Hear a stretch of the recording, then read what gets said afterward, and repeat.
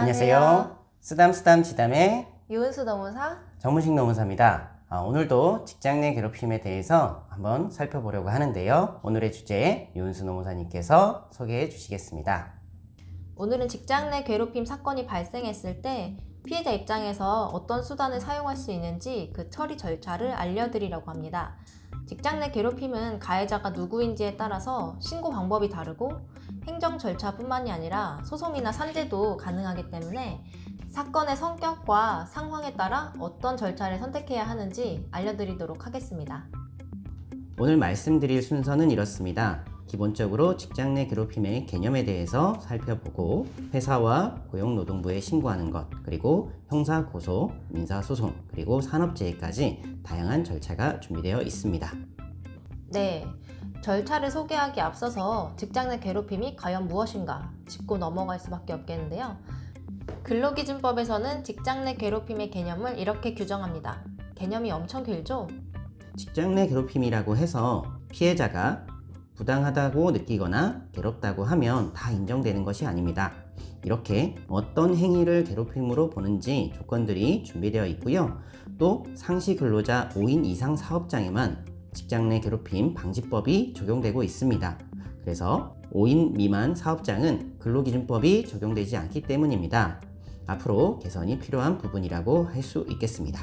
오늘은 절차가 중요하니까 괴롭힘 판단 요건은 간단하게만 말씀드리겠습니다.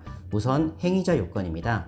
가해자의 경우에는 사용자, 즉 사업주 혹은 근로자 모두 해당하기 때문에 사업주든 근로자든 괴롭힘을 한 행위자가 있다면 모두 신고를 할 수가 있습니다. 중요한 점은 가해자가 피해자보다 지위 또는 관계의 우위에 있고 이 우위를 이용해야 한다는 것인데요. 사장이나 임원, 직속 상사는 아무래도 쉽게 지위상 우위에 있다고 인정이 될 수 있습니다. 하지만 피해자와 직급이 같은 동료 직원은 아무래도 지위나 관계의 우위를 이용했다고 인정되기가 어려운 부분이 있습니다. 그래도 최근에는 여러 명이 피해자 한 명을 따돌리는 상황에서 관계상 우위가 있다고 인정된 경우가 가끔 있기는 있습니다. 먼저 직장 내 괴롭힘을 신고할 때 과연 누구에게 신고해야 할까요? 이는 가해자가 사업주이냐 근로자이냐에 따라서 다릅니다. 괴롭힘의 행위자가 다른 근로자라면 우선 회사에 신고를 하셔야 됩니다. 대부분 회사 취업규칙에 보충 처리 담당관처럼 신고를 접수하는 담당자가 정해져 있기 때문에 그 담당자에게 상담을 요청하거나 신고서를 접수하시면 되겠습니다. 그리고 만약 사업주가 괴롭힌 가해자라면 회사에서 자체적으로 조사하는 것이 불가능하겠죠. 그래서 곧바로 고용노동부에 진정해야 합니다. 그런데 가해자가 임원일 때는 법적으로는 사용자라고 보는 임원도 있고 근로자인 임원도 있는데요. 이때는 피해자가 어디로 신고해야 할지 노무사 같은 전문가의 상담을 꼭 받아보시는 게 좋겠습니다. 회사의 조사 절차는 대략적으로 이렇습니다. 처음 접수 단계에서 피해자가 직접 신고하지 않아도 인사 담당자가 괴롭힘이라는 상황을 인지하게 되면 일단 절차를 시작해야 합니다. 네, 그렇게 인지를 했을 경우에는 반드시 괴롭힌 피해자와 상담을 해서 본인의 의사를 확인해야 하고요. 피해자가 신고했을 때에도 이 신고로 피해자가 원하는 것이 무엇인지 요청 사항과 의사를 상담으로 확인합니다. 조사 절차는 가해자에게 사과만 받고 싶을 때, 그럴 때는 당사자끼리 해결을 도와주는 약식 조사가 있습니다. 하지만 가해자가 징계까지 가야 될 정도로 심한 괴롭힘을 한 사항이라면 정식 조사를 요청해서 조사를 진행을 하게 되고요.